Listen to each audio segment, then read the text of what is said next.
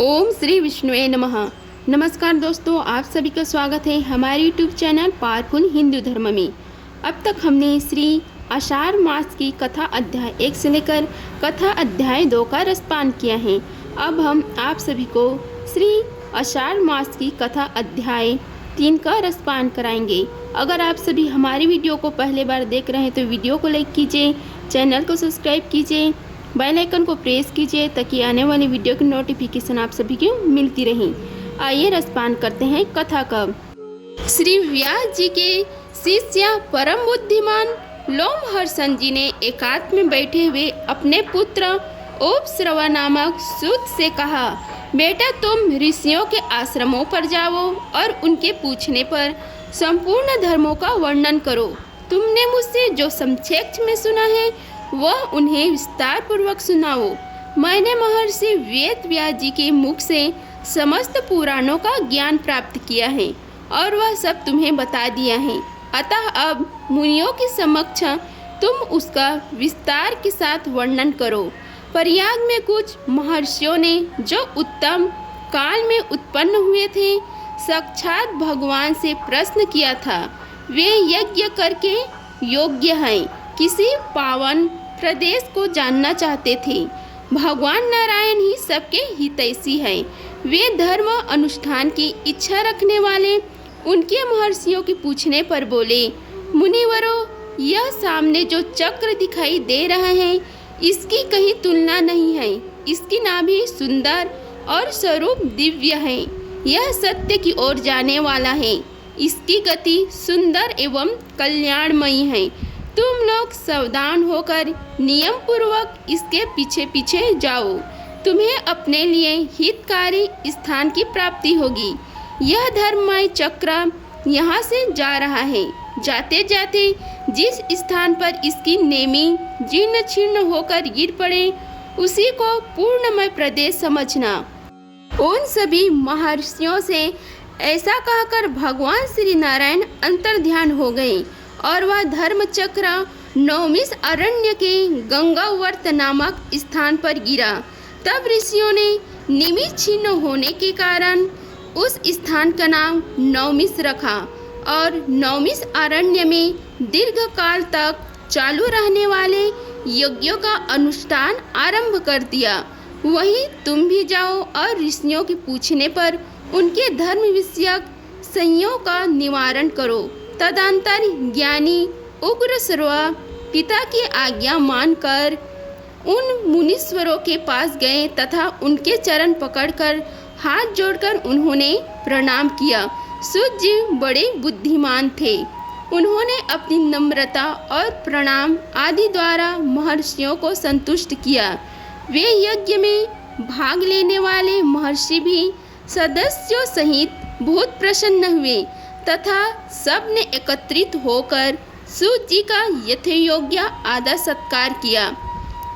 ऋषियों ने बोले, देवताओं के समान तेजस्वी सूत जी, आप कैसे और किस देश से यहाँ आए हैं? अपने आने का कारण बतलाइए। सूत जी ने कहा, महर्षियों, मेरे बुद्धिमान पिता व्यास शिष्य लोमहर्षण जी ने मुझे यह आज्ञा दी है कि तुम मुनियों के पास जाकर उनकी सेवा करो और वे जो कुछ पूछे उनसे बतलाओ। आप लोग मेरे पूज्य हैं। बताइए मैं कौन सा कथा कहूँ? पुराण, इतिहास अथवा भिन्न भिन्न प्रकार के धर्म, जो आज्ञा दीजिए वही सुनाऊँ। सूत जी का यह मधुर वचन सुनकर वे श्रेष्ठ महर्षि बहुत प्रसन्न हुए। अत्यंत विस्मय विद्वान लोमहर्षण पुत्र उग्रश्रवा को उपस्थित देख उनके हृदय में पुराण सुनने की इच्छा जागृत हुई। उस यज्ञ में यजमान थे महर्षि सैनक, जो संपूर्ण शास्त्रों के विशेषज्ञ, मेधावी तथा वेद के विज्ञानमय आरण्यक भाग के आचार्य थे। वे सब महर्षियों के साथ श्रद्धा का आश्रय लेकर धर्म सुनने की इच्छा से बोले। सनक जी ने कहा, महाबुद्धिमान सूत जी, आपने इतिहास और पुराण का ज्ञान प्राप्त करने के लिए ब्रह्म ज्ञानों में श्रेष्ठ भगवान व्यास जी की भली भांति आराधना की है। उनके पुराण विषयक श्रेष्ठ बुद्धि से आपने अच्छी तरह लाभ उठाया है। महामते, यहाँ जो यह श्रेष्ठ ब्राह्मण विराजमान है, इनका मन पुराणों में लगा रहा है। ये पुराण सुनना चाहते हैं, अतः आप इन्हें पुराण सुनाने की ही कृपा करें। ये सभी श्रोता जो यहाँ एकत्रित हुए हैं बहुत ही श्रेष्ठ हैं। भिन्न भिन्न गोत्रों में इनका जन्म हुआ है।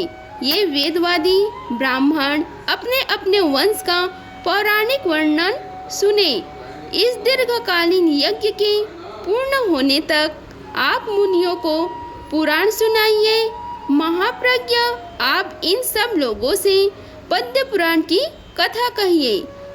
पद्य की उत्पत्ति कैसे हुई, उससे ब्रह्म जी का आविर्भाव किस प्रकार हुआ तथा कमल से प्रकट हुए ब्रह्म जी ने किस तरह जगत की सृष्टि की, ये सब बातें इन्हें बताइए।